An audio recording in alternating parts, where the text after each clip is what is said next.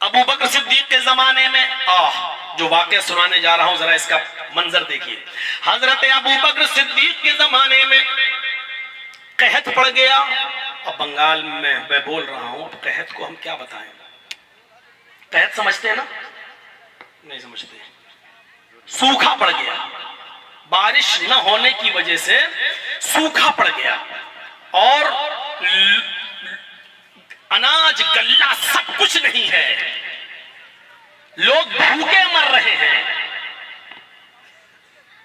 तो अब क्या किया जाए?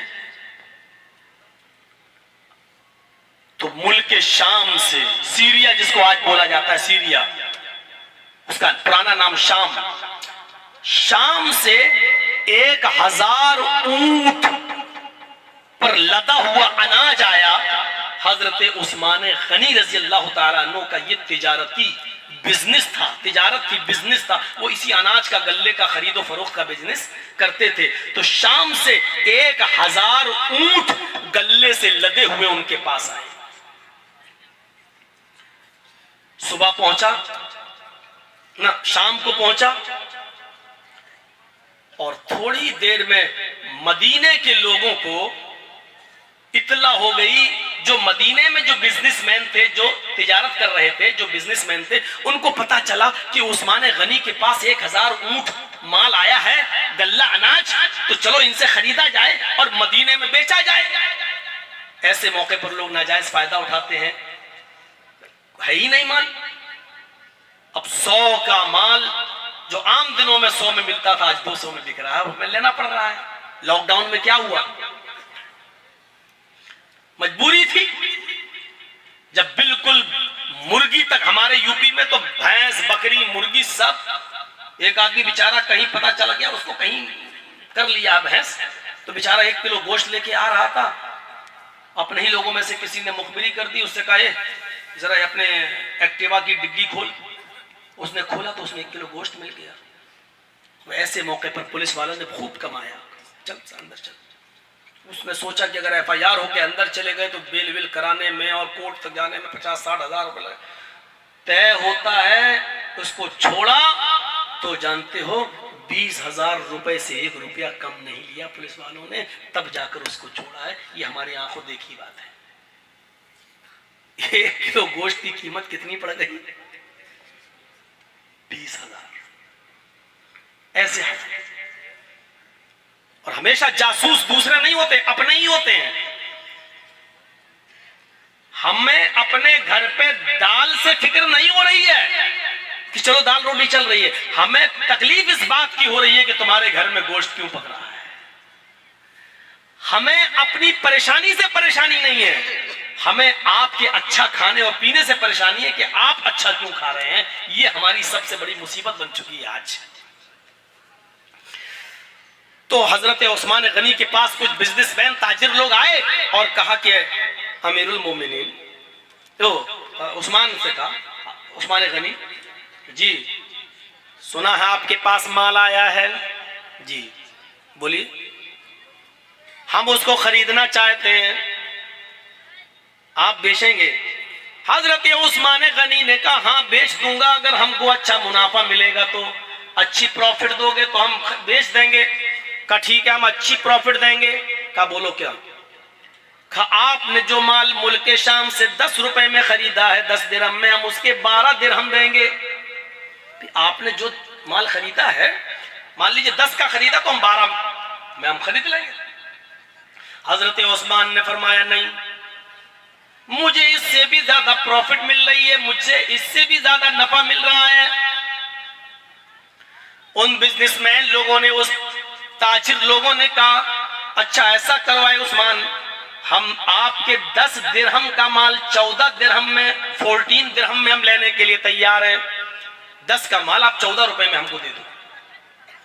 हजरत उस्मान कहते हैं मुझे इससे भी ज्यादा मुनाफा मिल रहा है, मुझे इससे भी ज्यादा प्रॉफिट मिल रही है। सुनिए, बहुत अच्छी चीज बता रहा हूं मैं अभी आपको। ताजिरों ने, बिजनेसमैन लोगों ने कहा आए उस्मान, चलो आखिरी बोली, आपका 10 का माल मैं 15 में लेने के लिए तैयार हूं। आपने जो शाम से गल्ला 10 दिरहम का खरीदा, हर 10 दिरहम के गल्ले पर 15 दिरहम मैं देने के लिए तैयार हूं। हजरत उस्मान कहते हैं जाओ, हमारी तुम्हारी सौदा नहीं हो पाएगी, हमारी तुम्हारी सौदा नहीं हो पाएगी, इसलिए कि मुझे इससे भी ज्यादा प्रॉफिट, इससे भी ज्यादा मुझे नफा मिल रहा है। उन ताजिरों ने खड़े हो गए और जाने लगे, लेकिन जाते जाते कहने लगे, आए उस्मान, मदीने के सारे ताजिर आपके घर में मौजूद हैं, मदीने में जो बिजनेस करते हैं वो सारे लोग यहाँ मौजूद हैं, मुझे नहीं मालूम कि हमसे ज्यादा आपको प्रॉफिट कौन दे रहा है। 10 से का माल 15 में हम लेने के लिए तैयार हैं और आप कह रहे हैं मुझे इससे भी ज्यादा प्रॉफिट मिल रहा है, नफा मिल रहा है, जबकि खरीदने वाले मदीने के सारे ताजिर तो यही मौजूद हैं। फिर मुझे बताओ कि 10 का माल 15 में हम ले रहे हैं, 15 से ज्यादा आपको प्रॉफिट मदद कौन दे रहा है, कौन दे रहा है मुनाफा? हजरत उस्मान ने कहा तुम 10 का माल 15 में ले रहे हो और मुझे 1 दिरहम का माल 10 दिरहम में दिख रहा, लेने वाला दिख रहा है। 1 दिरहम का माल 10 दिरहम में लेने वाला, इसका मतलब 10 का माल 100 दिरहम में, यानी 10 गुना।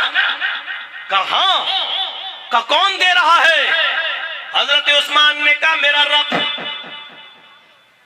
मेरा अल्लाह कह रहा है जो अल्लाह की राह में, मेरी राह में 1 दिरहम खर्च करेगा, हम उसको 10 गुना ज्यादा देंगे, यानी 10 दिरहम का सवाब देंगे।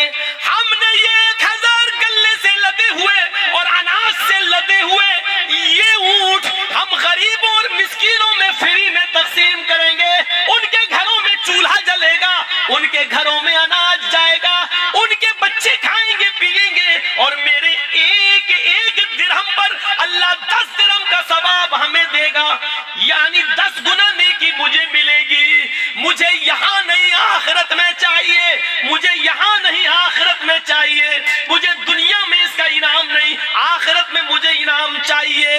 हजरत उस्मान गनी ने अपने सारे ऊंटों को राह खुदा में तकसीम कर दिया, गल्ला राह खुदा में तकसीम कर दिया।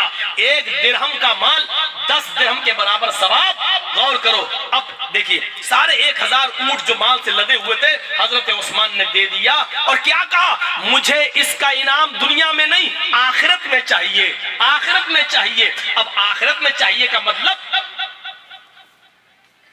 वल तंजुर नफ्सु मा कद्दमत लिगद, हर इंसान को सोचना चाहिए कि उसने कल कयामत के दिन के लिए क्या किया है, कौन सी तैयारी की है। ये तैयारी होती है कयामत के दिन के लिए जो हजरत उस्मान ने की। 10 का माल 15 में बिक रहा था, सोचो 1000 ऊंटों पर लदा हुआ गल्ला कितने में जाता, कितने में जाता। लेकिन हजरत उस्मान गनी ने कुछ नहीं लिया और सारा माल तकसीम कर दिया और कहा कि अल्लाह मुझे 1 के बदले में 10 दे रहा है, 10 गुना दे रहा है, तो हम सारा माल अल्लाह की राह में खर्च करना चाहते हैं। और कर दिया, पीछा नहीं।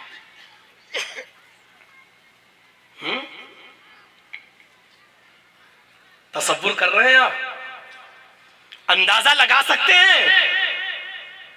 इसको कहते हैं कयामत के दिन की तैयारी, जो हमारे और आपके बस की बात नहीं है।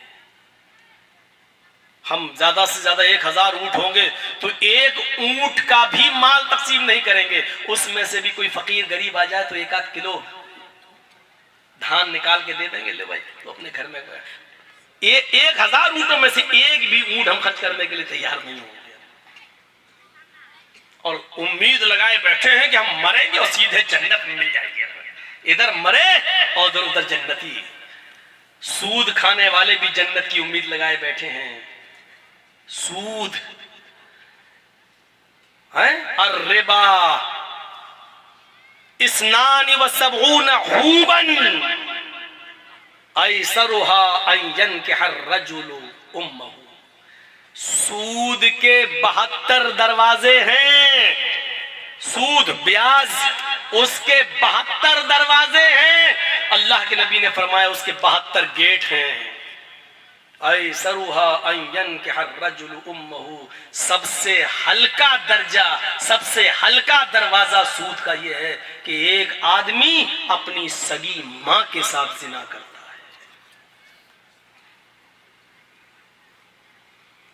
सगी मां के साथ जिना करने पर जो गुनाह उसको मिलेगा, ये सूद और ब्याज के खाने वाले का 72 गुनाहों में से सबसे हल्का अजाब होगा। अब सोचो कि फिर 71 अजाब इससे बड़े बड़े और क्या होंगे। कहां है? चल रहा धड़ाधड़। बहुत आसान समझ रखा है हमने सूद का मामला।